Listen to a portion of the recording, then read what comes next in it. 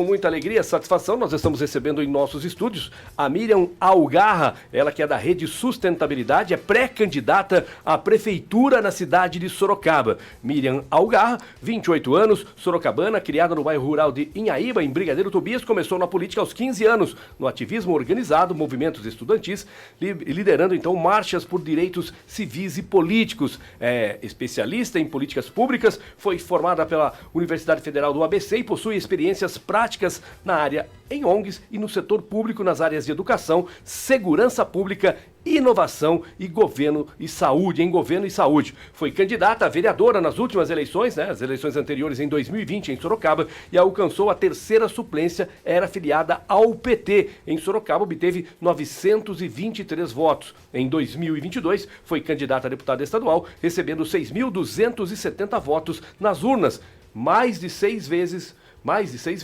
votos em que a sua primeira eleição. Recentemente, filiada à Rede Sustentabilidade, Miriam agora está se preparando para a candidatura à Prefeitura de Sorocaba. Então, Miriam, obrigado por estar conosco aqui.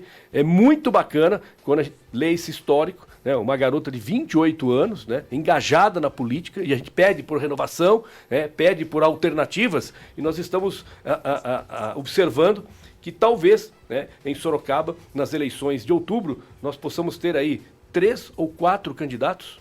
Então a gente está ficando meio sem opções. Então é muito importante quando alguém jovem encara a política de frente para tentar realmente fazer a diferença. Então, parabéns pela sua postura, antes de mais nada, ok? Agora, a pergunta que eu tenho que te fazer é o seguinte: você é pré-candidata, mas muito se fala que a sua candidatura, essa sua pré-candidatura não vinga em função da questão partidária, daquilo que já foi decidido, inclusive, em Brasília, enfim. Queria que você explicasse essa situação, eu estou vendo aqui você motivada, querendo levar essa pré-candidatura à frente, mas nesse momento é algo que talvez esteja fugindo das suas mãos. Boa noite. Boa noite pessoal aqui da Band, boa noite a todas as pessoas que estão aí acompanhando o Jornal da Band. É um prazer estar aqui com vocês, muito obrigada por me receber. Bom, sim, a gente está enfrentando hoje, um grande desafio para poder concretizar a minha candidatura à Prefeitura de Sorocaba. A Rede Sustentabilidade está federada ao PSOL aqui. Isso significa que, para fins eleitorais, nós temos que tomar juntos a decisão de qual vai ser a candidatura que será apoiada para o majoritário, e a gente tem o PSOL aí indicando a Magda Souza, irmã do Raul Marcelo, ex-deputado estadual, como vice na chapa junto com o PT. E nós, da Rede Sustentabilidade, estamos desde outubro com a minha pré-candidatura colocada também, justamente porque a gente acredita que é importante ter essa alternativa, Eu não enxergo em Sorocaba no cenário atual, primeiro, nenhuma mulher disputando o pleito, talvez, isso é muito triste, Eu seria a 4ª mulher na história de Sorocaba a disputar a prefeitura, e pra gente isso é uma pauta muito importante. Acho que foi-se o tempo em que a política é apenas dominada pelos homens, tem que ser um espaço para todas as pessoas, tem que caber todas as vozes, E a gente não se sente totalmente representado em termos de projetos por nenhuma outra candidatura. Então a gente vem sim insistindo para manter a nossa pré-candidatura. É claro que a gente vai ter que respeitar a decisão final da federação, porque a gente respeita os processos democráticos. O que a gente vem fazendo só é uma crítica ao processo, a como foi feito isso tudo, sabe? Porque a gente gostaria que tivesse tido um diálogo mais amplo, que pudesse ter tido encontro de todos os diretórios, de todos os filiados, com uma discussão do que é melhor para Sorocaba.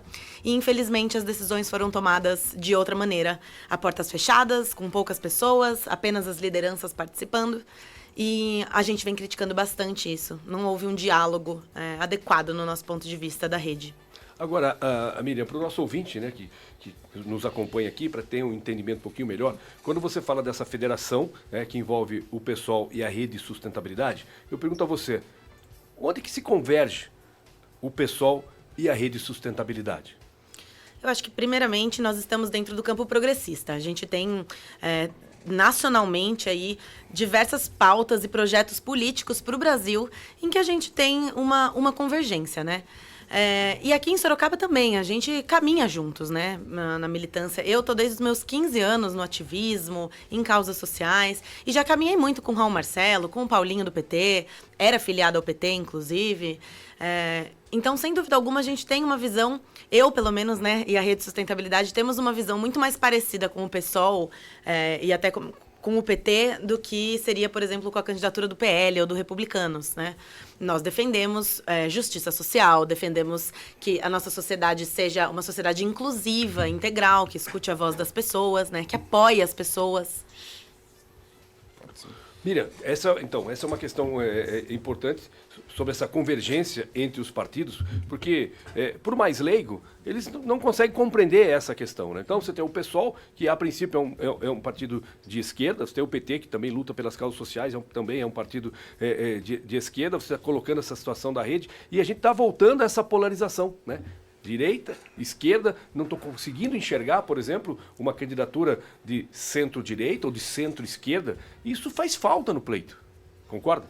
Com certeza, eu acho que o debate perde, a democracia perde, né? Nós temos uma democracia representativa. Se a gente não tiver alternativas para representar as pessoas, como é que a gente vai, de fato, fazer valer a nossa democracia, né?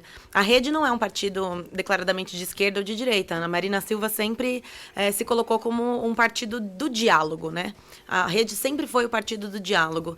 E foi, inclusive, nesse amadurecimento, assim, que eu saí do PT e vim para a Rede, porque eu gostaria de dialogar com mais pessoas. Eu acho, sim, que em termos de comunicação, principalmente, essa polarização ela é muito prejudicial. As pessoas não se sentem representadas nem totalmente por um lado, nem totalmente por outro, né? E também não se sentem vistas, não se sentem ouvidas, não se sentem escutadas. Parece que os políticos governam para si mesmos. Então, a nossa plataforma de mandato, de governo, ela é sempre participativa, sempre buscando aproximar as pessoas, né?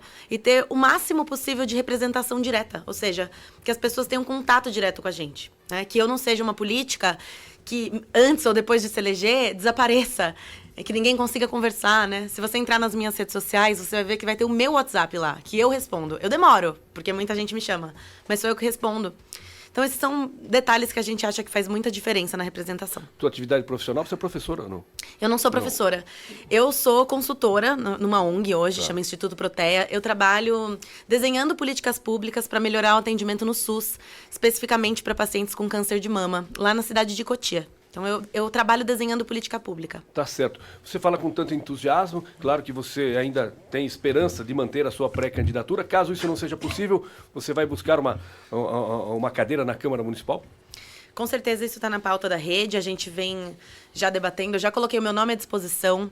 Eu acho que essas eleições são muito importantes, a gente também precisa de mulheres na Câmara. E eu estou sempre buscando caminhos para gerar transformação social, para gerar impacto, para poder melhorar a nossa sociedade, melhorar a nossa cidade, a nossa região. Então, o meu nome vai estar sim à disposição, mas a gente ainda não está trabalhando com esse cenário, porque para a gente é muito importante que a minha candidatura, a minha pré-candidatura à prefeitura não seja descartada como uma estratégia para ganhar visibilidade para eu ser vereadora. Isso acontece com bastante frequência e a gente quer ir até o final para mostrar realmente que é da nossa intenção e que se a gente conseguir, eu vou sim ser candidata a prefeita em Sorocaba. Miriam, sua visão hoje sobre o Brasil, as políticas públicas que você tanto cita, e a gente quiser fazer um paralelo aqui pelo que você está acompanhando em nível nacional e, por que não, também em nível local, se pudesse falar um pouquinho da sua posição sobre esses dois temas. Sobre a política em nível Brasil e em nível Sorocaba? Exatamente. Bom, vamos começar com aqui em Sorocaba, né? Hoje eu tenho uma postura bastante crítica ao governo atual.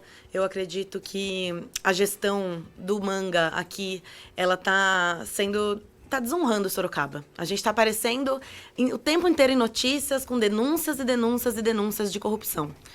Além disso, a gestão mesmo em si da cidade, para mim, está completamente abandonada. A gente sabe que na saúde a gente está com filas imensas de mais de 2 anos para especialidades simples, para exames simples. A gente sabe que a educação também está defasada. A gente teve casos sérios aí até de crianças de menos de 3 anos escapando de escola por falta de supervisão, porque a gente não tem profissional suficiente nas creches e nas escolas para cuidar. Isso sem contar as condições mesmo das escolas de infraestrutura, de professores, né, para poder, de fato, garantir uma educação de qualidade para as nossas crianças. E eu vejo, na verdade, muita propaganda e pouca gestão, de fato, na cidade. Eu bato bastante nessa tecla, eu sou formada em gestão pública e eu sei que não dá para você governar uma cidade só fazendo um vídeo com 400 mil visualizações no TikTok, né? Requer mais do que isso você gerir uma cidade do tamanho de Sorocaba. E hoje eu não enxergo essa competência no prefeito. Eu não coloco nenhuma questão como esquerda ou direita. Porque eu acho, assim, que recapear a avenida, que não precisava de recapeamento só porque dá visibilidade na véspera da eleição, isso é a velha política, isso é tudo que eu rejeito. Eu quero ver uma política sendo feita com compromisso com as pessoas. A gente tem temas muito mais importantes para debater aqui em Sorocaba e muito mais complexos, que eu sinto que a gestão do prefeito não dá conta de debater, muito menos nossa Câmara de Vereadores. A gente está lidando agora, em Sorocaba, com problemas de metrópole, problemas de cidade grande já. Sorocaba não é mais a cidadezinha de interior que eu cresci. A gente está começando a ver trânsito em proporções que a gente não conhecia, poluição em proporções que a gente não conhecia, poluição sonora, poluição visual, todos os tipos de poluição. A gente está vendo crise hídrica, falta de água nos bairros periféricos da cidade. A gente está vendo aí um anseio da juventude, uma juventude que não está conseguindo se encontrar, não está conseguindo sair da casa dos pais, não consegue se consolidar financeiramente. Isso está sobrecarregando as famílias, né? A gente está tendo aí um cenário totalmente alterado no mundo do trabalho, né? O mundo do trabalho não é mais o mesmo. A gente não sai mais da faculdade, arruma um emprego, trabalha 30 anos na mesma empresa e se aposenta. E isso está gerando uma crise gigantesca, uma crise de saúde mental nas juventudes, né? E nas famílias que estão sobrecarregadas com essa situação.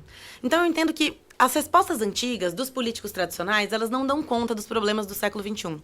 E a gente precisa de gente que entenda essa realidade, que tenha estudado para falar disso, né? O trânsito, por exemplo, aqui. Se fazer uma marginal direita numa cidade que já tem um problema sério de enchente e alagamento, é uma péssima ideia.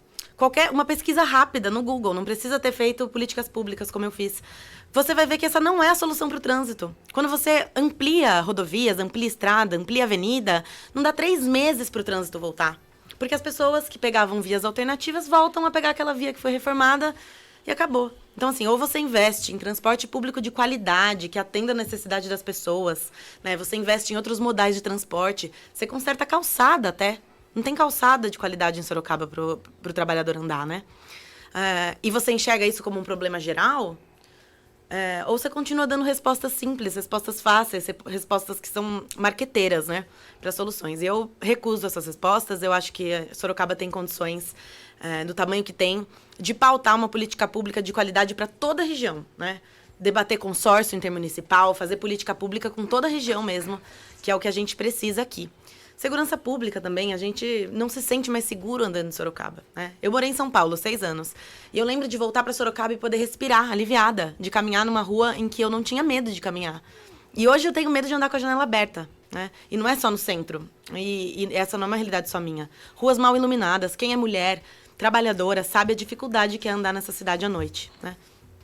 E sobre a questão nacional, eu costumo ser uma pessoa bastante lúcida, sempre falei que eu sempre tive críticas ao PT, mesmo quando eu estava dentro do PT, né? Elas só não são, às vezes, as críticas que as pessoas querem ouvir, porque elas são críticas técnicas, né? Mas eu faço a avaliação de que o governo Lula é o governo que a gente precisava ter elegido mesmo para se livrar de um governo que se negava a apresentar coisas básicas para a população, como é o caso da vacina do Covid, né? E que economicamente também foi um desastre, né? Mas eu acho que a gente tem muito a caminhar. Eu acho ainda que, infelizmente, o governo Lula, por não ter maioria no Congresso e por, principalmente, não ter uma conjuntura, né, essa conjuntura de polarização, o povo dividido, fica muito complicado governar. Eu acho que as concessões acabam deixando ele nem para lá nem para cá, sabe? Eu gostaria de ver o governo Lula mais forte para tomar as decisões que o Brasil precisa nesse momento, né? Essa questão da alta do dólar, por exemplo, que está sendo muito comentada, eu acho que a gente tem que entender que a vida inteira a gente foi refém dos bancos nesse país aqui. A vida inteira a gente foi refém dos mais ricos nesse país aqui. A gente tem uma dívida interna aí que a gente não consegue pagar nem os juros, nem para amortizar essa dívida, né? De tão grande que ela é.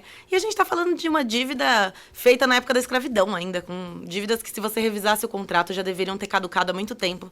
E elas engolem 40% da arrecadação, né, nacional.